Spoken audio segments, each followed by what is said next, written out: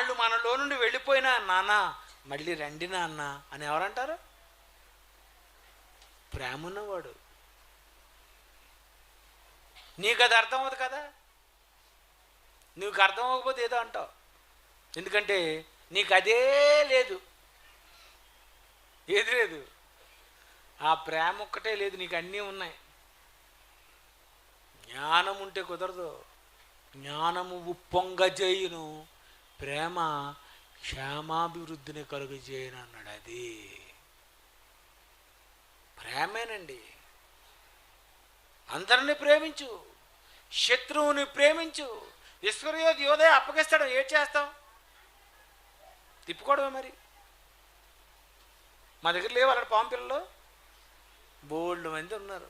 సుందర్రావు గారి దగ్గర ఉన్న అందరూ అలాంటోలే, పెద్ద పెద్ద ఆనకొండ సైజులో ఉంటారు. ఆయన ఏం చేస్తారు తెలుసా? మీరేం కంగారు పడకండి, ఆయన పాములన్నింటిని కోలగూడేసి అందులో పెట్టండి. మధ్యలో చిన్న రే రే రే రే రే రే అని ఊదగానే అలా లోనకు వచ్చేది, అంతే, అయిపోయింది. ఆయన అలాగా లేపకండి లేపకండి లేపకండి. గురుగులను గోధుమల్ని ఎదగనివ్వండి, ఆయన వచ్చి కట్ చేసుకుంటాడు. మనకెందుకు? వెళ్ళిపోవాలనుకున్నాడా? వారు మనలో నుండి బయలు వెళ్ళిది, మన సంబంధులు కారు. ప్రియమైన దేవుని పిల్లారా, నువ్వెవరి సంబంధి? క్రీస్తు సంఘ సభ్యుడవైతే, క్రీస్తు సంబంధివైతే ఆ శిరస్సును నువ్వు హత్తుకోవాలి. మీ కిరీటము ఎవడను అపహరించకుండా చూసుకోండి. నేను క్రీస్తు సంబంధి ఉంటాను, నేను క్రీస్తు సంబంధి ఉంటాను, నేను క్రీస్తు సంబంధి ఉంటాను. అది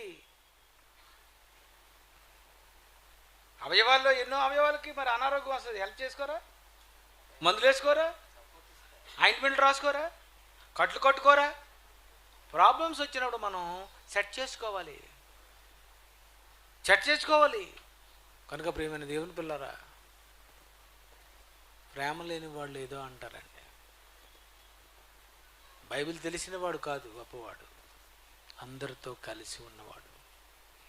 యేసు ప్రభువే కలిపాడని తెలుసుకున్నవాడు, యేసుక్రీస్తే నిన్ను రక్షించాడు అని తెలుసుకున్నవాడు, ప్రభువే చేర్చాడు అని తెలుసుకున్నవాడు, ఎడతెగక ఉండని వాడు. నువ్వు తెగిపోతున్నావంటే అర్థం ఏంటి? తెగిపోయావని అర్థం. విరోధివన క్రీస్తు విరోధి వచ్చినని వింటిరి కదా, ఎవరో అనుకోకు, మనలో నుండి వెళ్ళిపోయిన వాడే విరోధి అయిపోతాడు.